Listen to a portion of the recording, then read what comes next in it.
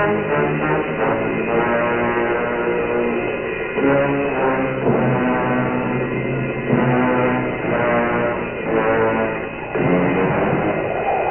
do not need a 40-year-old white dude to tell me what didn't work for him about A Wrinkle in Time. It wasn't made for him. I don't care what a 40-year-old man thinks about A Wrinkle in Time. That movie wasn't made for them. So that was Brie Larson. Now listen to Elizabeth Banks today, and she'll tell you that she does care what a 40-year-old man thinks about her movie Charlie's Angels, because they didn't show up to the box office.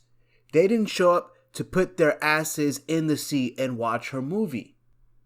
And now that her movie is a box office bomb, the first thing that she wants to blame is men. Why not blame the people whose fault it really is? Women! They didn't come out and support your movie. They didn't come out. They weren't interested in what you were selling. $8.4 million in over 3,500 theaters. That's what you pulled. Women weren't interested in your movie. In Hollywood, it does not matter what kind of excuses you make for this movie. It did not appeal to anyone. And that's what you get when you play the game of gender politics in film. That's what you get when you play the game of agenda over story. And it's not men's fault. Do you know why it's not men's fault? Because Brie Larson told you it wasn't made for men. The casting choices proved it wasn't made for men. That trailer proved it wasn't made for men. And guess what? That box office return proved it wasn't made for men. Let's look at some other excuses, because maybe these have more validity. Right here, we have an article about Charlie's Angels. It says, when are you going to put an expiration date on these old IPs? And it talks about how Terminator, Dark Fate, and Dr. Sleep apparently was a bomb. I did not watch Dr. Sleep either. It didn't look interesting. It looked weird. It didn't look like The Shining.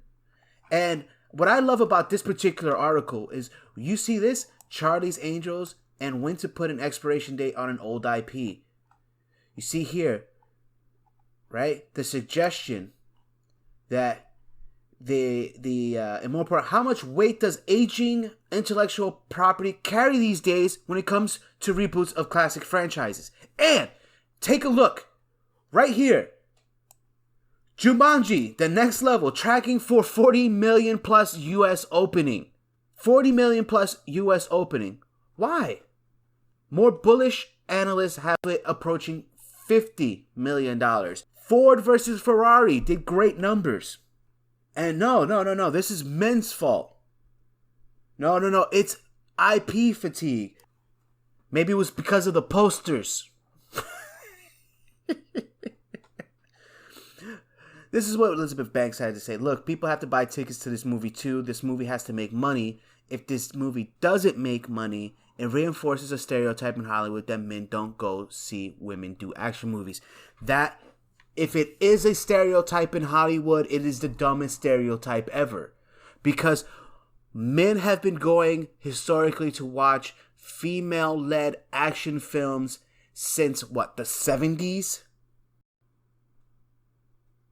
They watched her movies in the 70s. The original Charlie's Angels came out in the 70s? The TV show? Men have been for decades now watching female-led superhero movies or superhero TV shows. They've been watching action-oriented films starring females. It's not about gender. It has never been about gender. It's been about telling a good story. Alien came out in 1979, 76, 79, somewhere around there. I don't know the exact year off the top of my head. And yet, you cling on to this narrative. This stereotype.